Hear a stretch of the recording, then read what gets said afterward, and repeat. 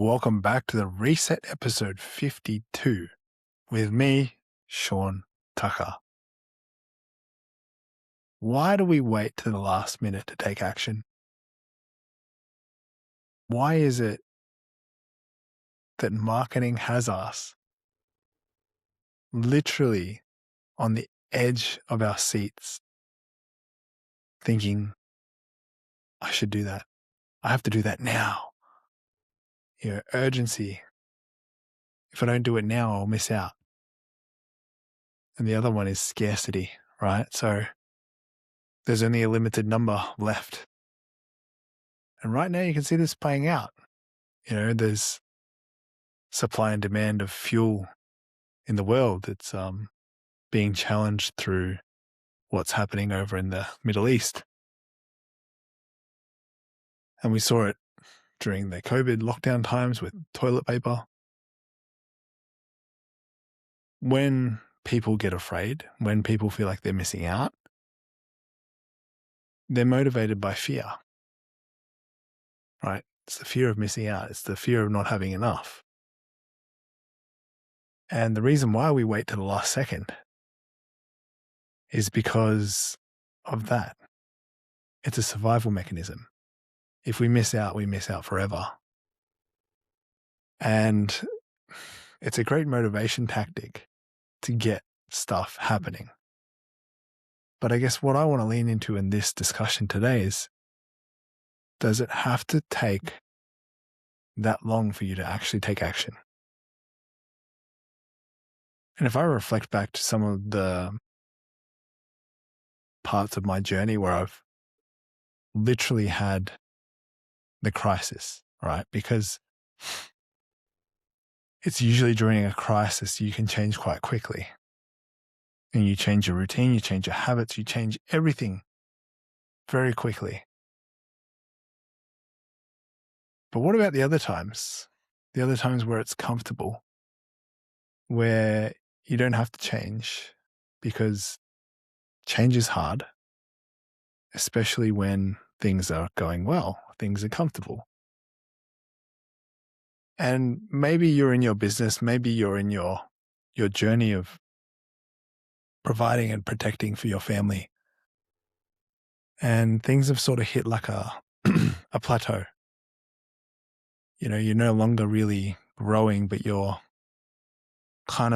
found your rhythm. There's not a lot of growth happening, but it's comfortable. You can keep going this way. I mean, I wouldn't call it flow. I'd say it's actually probably more like stagnant or stale. And if you leave water for too long on its own without it flowing, what happens to it? It turns poisonous. It turns toxic. And I guess why that is really important for this discussion is, if you've been on your journey and you feel like you're really not growing, or you feel like maybe you've hit a point where you've reached a point of comfort, you're happy with where you are, but slowly something inside of you is dying. Slowly something inside of you is becoming stagnant. It's becoming stale. It's yearning for something more. It's yearning for something deeper, something more profound. What is that desire? When you sit with it long enough, you'll understand what it is and what it's there for. Maybe it's coming from a place of being not enough. Maybe it's coming from a place of comparing to what other people have. Human desire is not something you can forget. It's not something you can stop. It is something here for you to explore so that you can actually clean up that karmic imprint, that memory of wherever I've come before this lifetime, before this human form. There's been a set of objectives. There's been a set of things to check off the list. And whatever that desire is, it equally wants you to fulfill it. And you actually have to allow it. You have to make space for it to happen, because otherwise it will just continue to poison you. It's like that water that just goes stagnant and sits there for too long.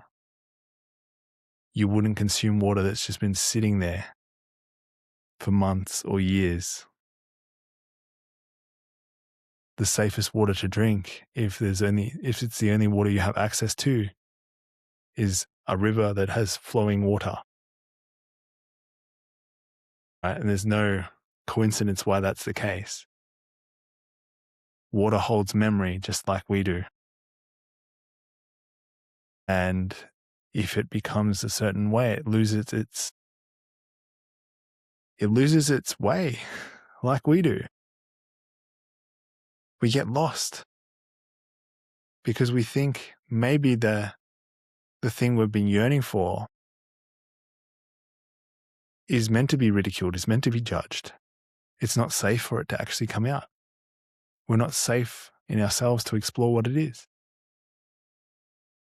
And that, to me, is despair. That's probably the reason why a lot of people get depressed. Because they have this big, bold vision or desire that will become manifest at some point. If it's not this lifetime, it will be another. But why that's important is if you don't allow it, it will crush you. Once you allow it, you can then get on to the greater purpose. But you have to first have the courage to let it happen.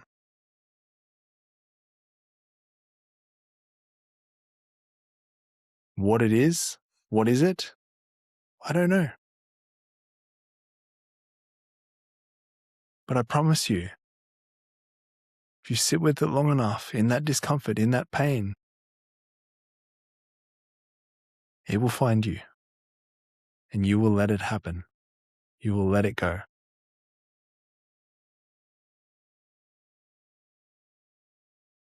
It's not where I thought today's podcast episode will go, but it's where we've gone. So if you have something that you have been wishing for in your life, and still it's yet to happen, still you're trying your best to either let it happen or to run away from it. Maybe it's the latter. It's something that you're trying to run away from. Maybe that thing that you're trying to run away from is the thing that's actually going to help you, is the thing that will liberate you. It will make you free again. It'll let you move on so that you can focus on bigger, bolder things. And you can actually let in those who want to help you. And maybe that's just it. So if you found value in today's episode, I want you to share it with just one person. And if not, tell me. I love to know. I love to hear from the people who are listening and watching this. Thanks so much for tuning in. I look forward to seeing you in tomorrow's episode.